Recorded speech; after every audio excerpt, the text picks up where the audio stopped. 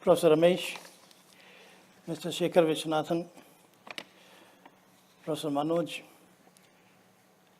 distinguished guests, ladies and gentlemen. At the outset, I am extremely grateful to Professor Ramesh and IIM Bangalore for organizing this event. To be honest with you, I didn't want a formal release of the book ever. And therefore, even when the publishers wanted to organize an event, I was quite shy of doing it. And the reason was very simple, that this is a subject which ingrains a philosophy. And you can't stand up and say, hey, this is my philosophy. Would you like to practice it? But Professor Ramesh is such a dear friend, and we have been on the board together.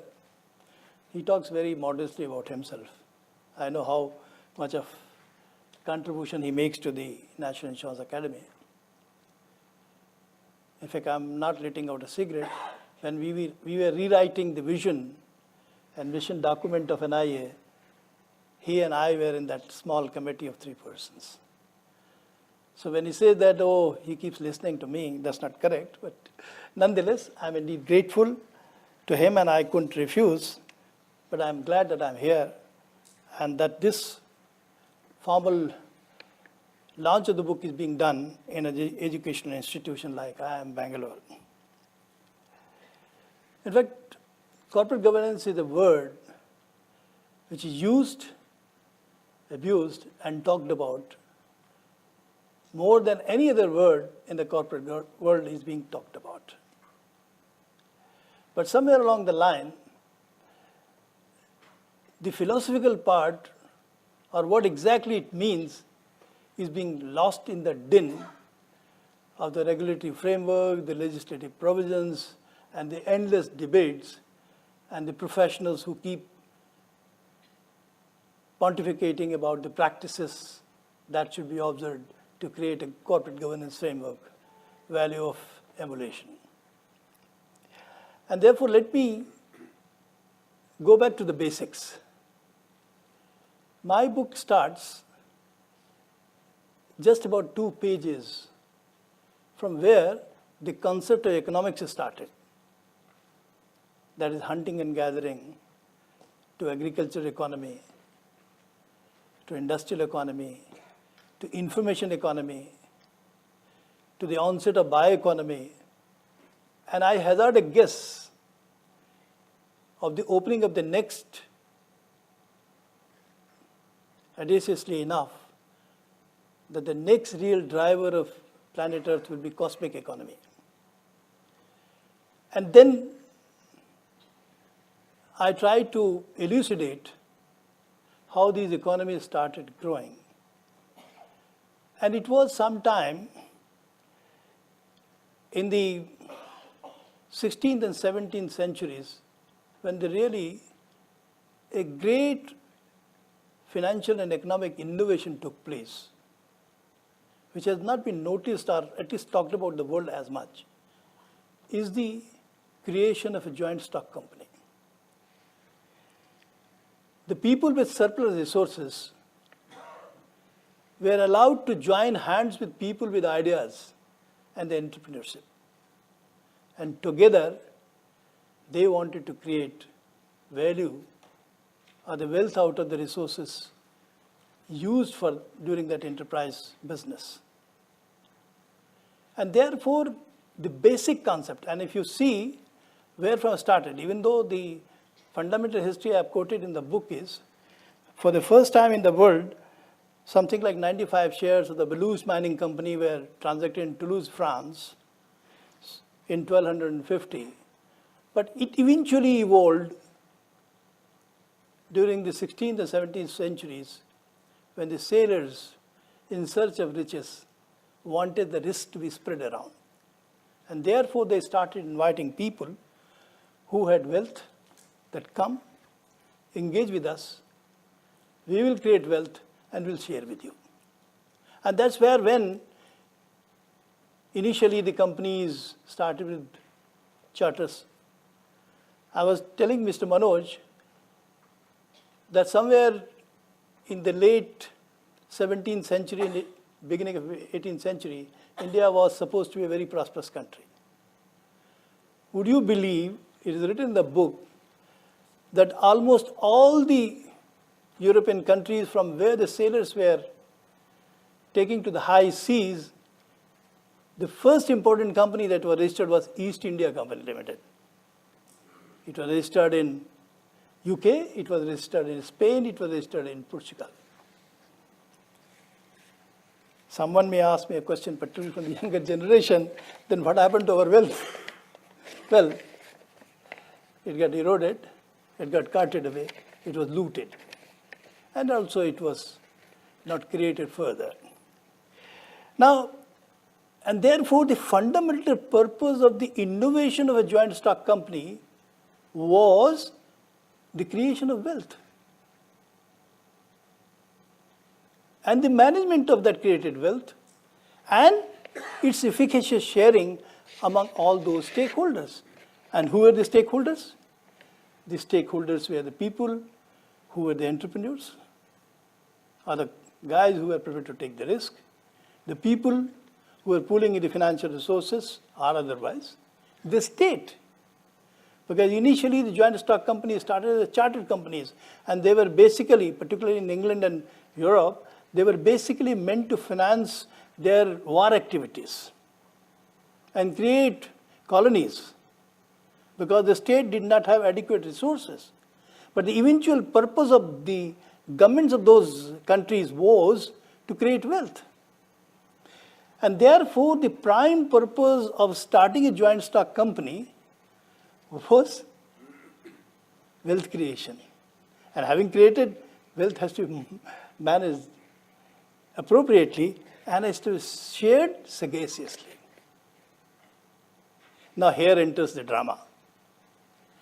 The great economist Adam Smith first deciphered the problem of agency. That if someone has the right to manage the interests of someone else, he or she is likely to create some interest for himself or herself.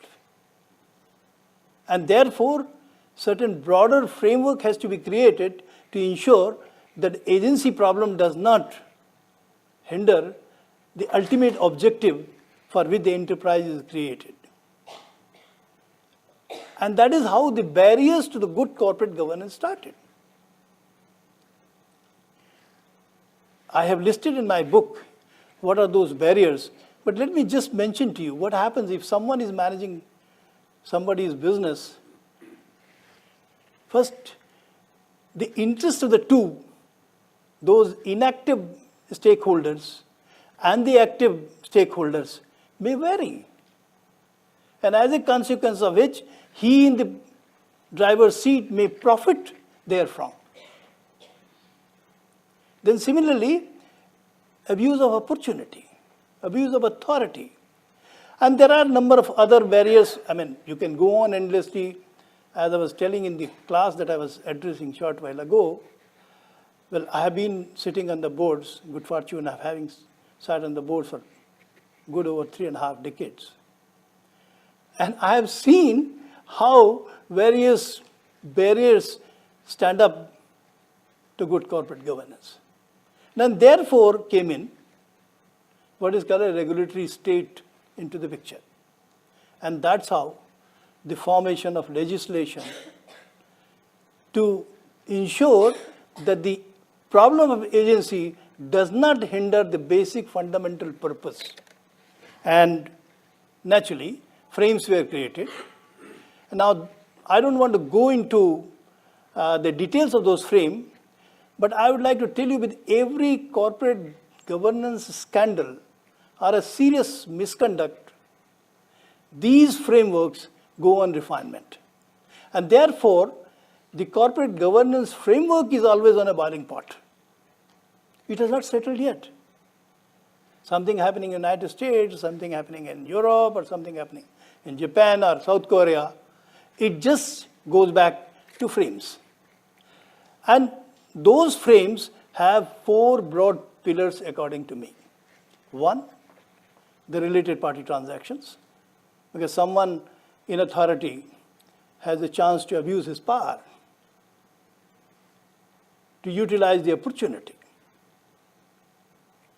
to make personal gains or make somebody else to gain about it. The second is the following of the accounting standard. Now the purpose which I have defined in my book, the purpose of following the accounting standard is that anyone who looks at the financial statement of a company must be able to understand as the writers of those statements understand.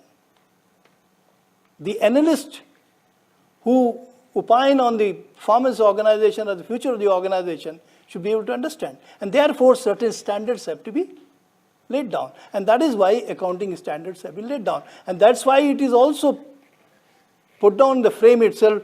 Any time you are changing that standard, you must give a public notice. And also state in the footnote the impact of that change. The whole idea is that anyone who has or who does read the statement should be able to understand as the CFO of a company would or as the CEO of the company would. Then comes the disclosure. Now, well, it's known that transparency is the best mechanism to exercise the discretion. And if there is no transparency, then the discretion can be exercised by people. And therefore, the fourth pillar, which is not as much in details written, but the rules are there, is the boardroom practices. And those boardroom practices start with the structure of the board itself, the quarterly meetings, the committees of the board, the responsibilities of the board committees, the responsibility of the board, and how the board will proceed and all those kind of things. Now, this is the broad framework which has been created. And as a consequence of which, and as I said, the continuous refinement of those framework remains on the boiling pot. Now, this particular framework is validated at the 4 levels. The first validation is by the management itself. The management, of course, consists of the Chief Compliance Officer, the CFO, the CEO, who give a certificate that yes, our corporate governance norms have been fully observed in letter and spirit. Then comes the board committees. And then comes the auditors, then comes the board committee, and then the board. These are the 4 layers through which the observance of those all frames of corporate governance, which is laid down in regulations, legislation, by directions, guidance, is to be observed. Unfortunately, because of the variety as well as the enormity of this framework, corporate governance is being confused with the observance of the framework alone. And the ultimate purpose for which the corporate is created, the ultimate purpose for the stakeholders join up with the entrepreneurs or the executive management to be part of the organization is lost. And what is that? Wealth creation. There is no formal method by which wealth is assessed. Whether, for example, and I write in my book that the resources of the planet Earth are limited, including those which are renewable assets.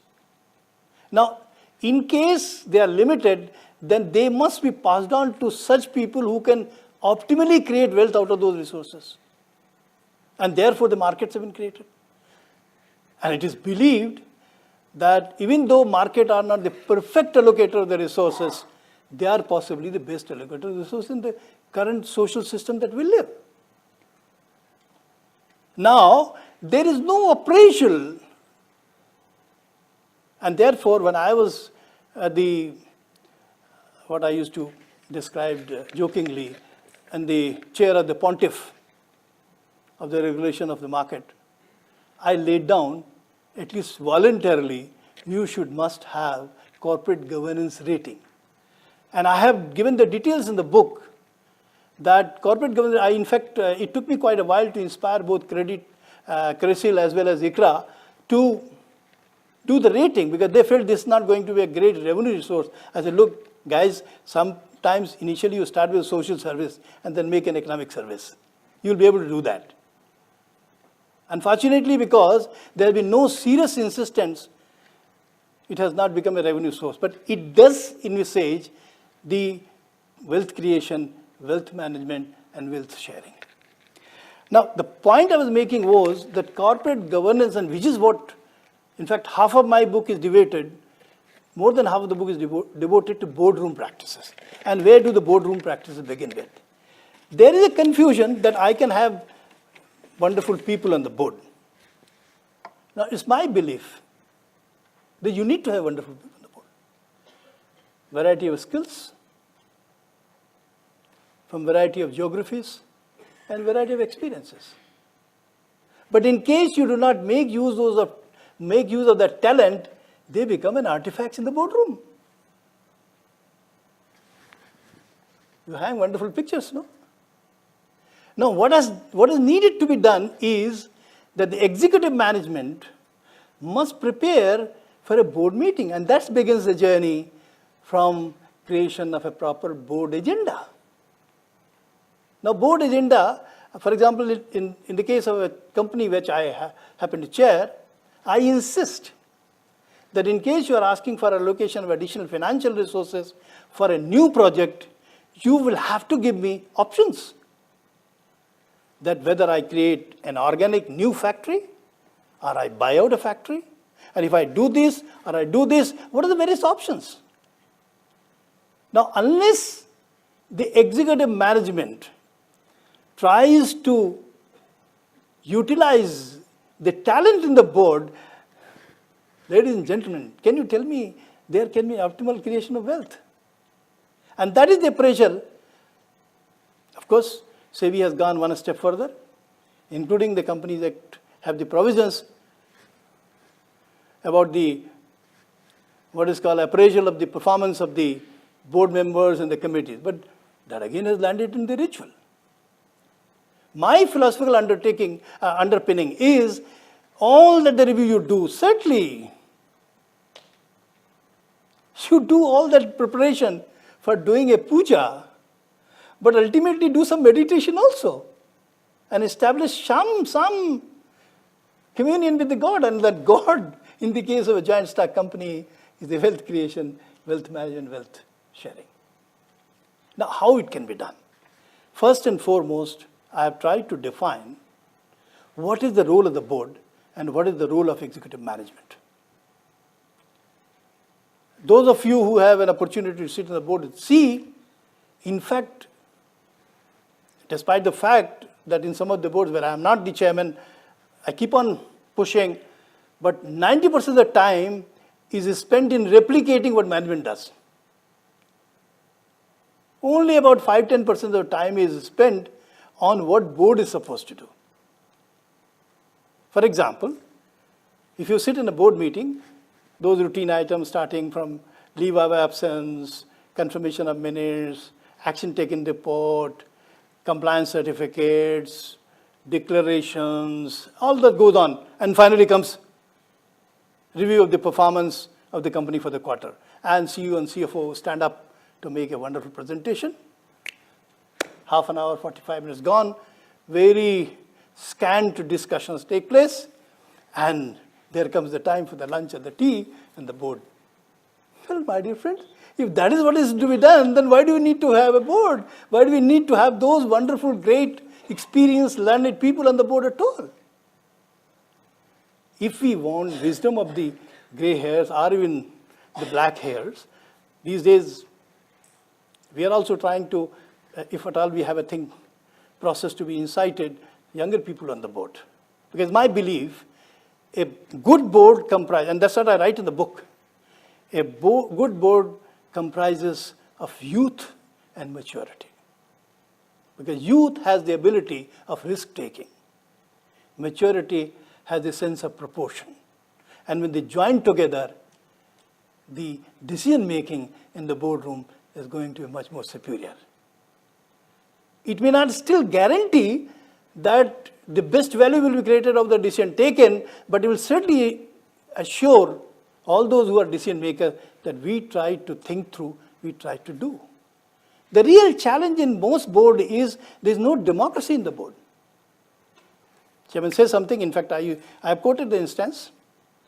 Deliberately, I have not written the name of the company because I don't want to annoy anybody. My purpose of writing stories in the book is not to cast aspersions on A, B, C, or D. I write in the book that in one board we were 11 members. And the way the board meeting used to go on, after second board meeting, something was there, and I had a chance to humorize the board. I said, in this 11-member team, there is one single batsman. And the chairman didn't understand, even though very bright individual, very famous man. I said, Chairman. Then he laughed, because 95% of the time, Chairman used to talk. In the 5% time, 3% was given to CEO, and 2% was given to, 1% was given to company secretary for reading that agenda, only 1% was given. The point I'm making is the preparation of the boardroom meeting, what is happening in the boardroom has to be. Now, coming back to the point that I left and digressed deliberately was what is the role of the board and what is the role of executive management. It's well defined. The board role is the direction of the company. Board role is this, defining the strategy of the company. And therefore, there are clear-cut, I have outlined in my book, two loops, strategy loop and the performance loop. In the strategy loop, the board has to define what is the vision of the company, what is the mission of the company, what kind of values will be practiced in the company, what kind of culture will be enshrined, and then what are the strategic frame, how the input mobilization will take place, what kind of geographies will address, what kind of customer population will address, and how will address. All these is called strategic frames. This board will define, of course, with the help of management. Management will do the background work, bring about the propositions, and also suggest, if possible, the alternatives. And these agendas must circulate in advance so that the board has time to apply itself and then come and debate. The second is called a performance loop. And in the performance loop will be, first, the board will define what are my value creation goals. For example, in this particular year, how much of additional enterprise value will be added? Board has to define the management. You just can't say, oh, give me 10% growth, give me 20% growth. But what if you have a top line and there's no bottom line? As I have used the word, I'm sure some of you, they say top line is sexy, but bottom line is the ecstasy. And ultimately, the company exists for bottom line. And therefore, the goal of value creation has to be defined by the board. And then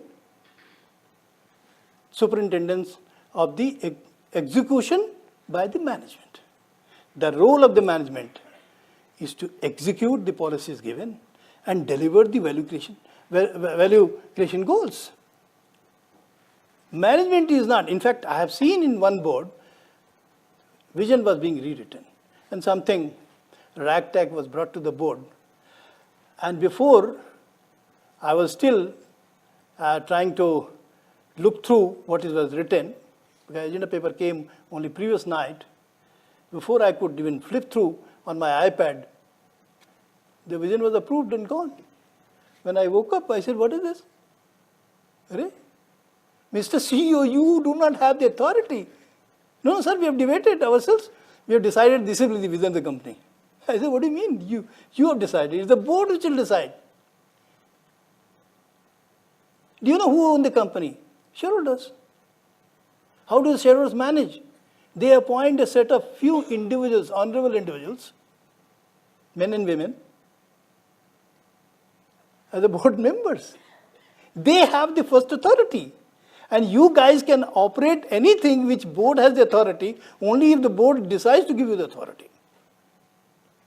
And therefore, my book deals with how to utilize the talent of the board and various facets I've given. What kind of notes should be prepared, how the agenda should be written, how the minutes should be prepared, how the action taken report should be taken, how they should have a continuous flow of information, not only about the company, but also about the competitors, about the macroeconomic environment, socio-political environment, and how they are going to create some kind of fusion of all the factors together and impact on the future of this company. And unless this kind of education, this kind of support is provided to the board, how do you expect that the board will be able to deliver its responsibility of providing the strategic vision to the company? And how to evaluate? I have quoted two methodologies which are not mine. One is, of course, economic value addition. As you know, that famous two authors have written a book, and I have said there should be economic value addition appraisal at the end of each financial year. Suppose board had given, you will add 100 crore to the enterprise value through the economic value addition, whether you have created 90 crore or 50 crore or 20 crore or 120 crore or 150 crore. The second methodology is simple, which is called market value addition. And market value addition is, if you are a listed company, or even if you are not listed, there is a method by which you can evaluate the enterprise value. Yes, suppose 1st of April, you had the enterprise value of 10,000 crore, and on 1st of April next year, you have an enterprise value of 11,000 crore, 1,000 crore has been added to the value. And we should see what happened. And then my methodology, which I have suggested myself, is a mixture of both. I'm saying that economic value addition should be the floor, and market value addition should be a reflection. And then you try to moderate what happened, various factors that played out against your company, which are beyond the control, including the risk management, which is the responsibility of the board to do that. And once this appraisal is done, then only you should say whether, because in that appraisal, I am also recommending for the consideration that if board had suggested certain strategies, and if those strategies were followed in letter and spirit, and if they have not succeeded, board must evaluate that whether that decision was right or not. And if it was not right, whether did they undertake the course correction or not. Now, unless such an evaluation takes place, what is the purpose of corporate governance? The purpose of corporate governance, or the corporate itself, is wealth creation. And then I've also given methodologies, what normally happens in management. Of course, I mean, brief, very brief, because I didn't want to dwell into managing an enterprise. I've also given various methods how you can calculate the wealth sharing, because wealth sharing has been a question which has been debated very heatedly. The CEO takes away, in fact, you must have read the examples of CEO even while walking out also have taken X amount of wealth of the company. Unfairly, those in some cases, may not be in some cases. But I have given methodologies, my own assessment, how you can do that. And at the end of it, I have suggested certain corporate governance principles and certain philosophies. And there are simple 3 principles and 3 philosophies. The principles are basically that you must have transparency, you must have accountability, and you must have appreciation of the efforts. And the methodologies that you do is equality of treatment, all those kind of things are there.